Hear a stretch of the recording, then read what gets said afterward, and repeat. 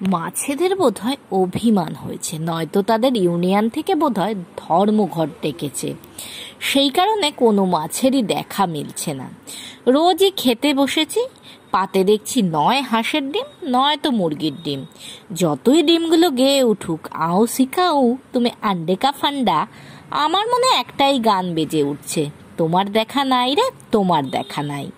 খেয়ে দে রোজ অফিস যাচ্ছি আর গিয়ে চলেছি, সে তো এলো না, কেন এলো না জানি না। কি জানি, এসব শুনে হয়তো ইউনিয়নের লিডারের হয়তো মনটা একটু ভিজেছে। সেদিন দেখলাম দুপুরে মা গরম গরম এক থালা ভাত নিয়ে এসে বললেন, আজ মাছ ভাজা দিবস। বললাম, একের আমে রক্ষে নেই, এতগুলো দোসর।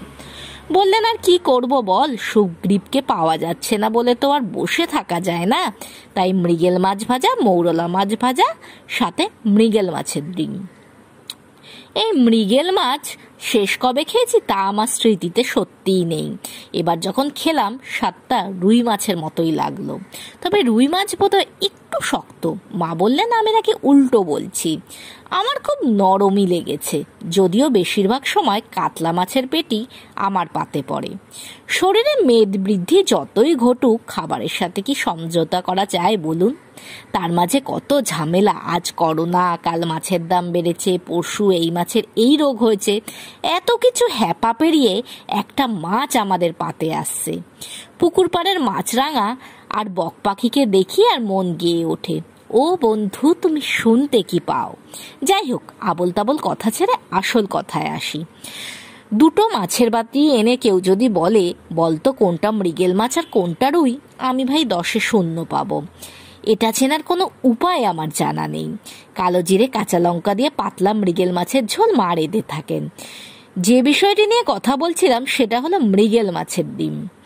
এই মাছের ডিম এর আগে আমি খেয়েছি বলে মনে করতে পারছি না। ডিমটা মা মুচমুচে করেই ভেজেছিল। রুই বা কাতলা মাছের ডিমের থেকে অনেকটাই বেশি জমাট। সব থেকে মজার বিষয় হলো, রুই বা কাতলা মাছের ডিম খেলে আমার কেমন একটা অস্বস্তি হয়। খেতে ভালো লাগে বলে খেয়ে নিই। এই মাছের বড়াটি খেয়ে দেখলাম খুব সহজেই হজম হয়ে গেল। রুই বা কাতলা মাছের ডিমের একটা সূক্ষ্ম পার্থক্য থাকে, যেটা আমি খুব একটা ধরতে পারি না। মাকে দেখেছি দুরকম করে ভেজে বড়া বানাতে। যদিও পেঁয়াজ, আলু সেদ্ধ, বেসন দিয়ে যে ঝোলঝোল করে বড়াটি করে, কেন জানি না আমার কেমন জল ছাড়া লাগে। লাউ পাতায় মুড়ে কিংবা পটলের ভেতর পুর করে খেলেও এর স্বাদ যেন অনেকটাই বেড়ে যায়। এছাড়া ছিল মৌরলা মাছ ভাজা আর মৃগেল মাছ ভাজা। অনেকদিন বাদে খেলাম বলে হয়তো ডালের সাথে বড়া ও মাছ ভাজা দিয়ে মেখে অনেকখানি ভাত মাছ ভাজা দিবসে খাওয়া হয়ে গেছিল।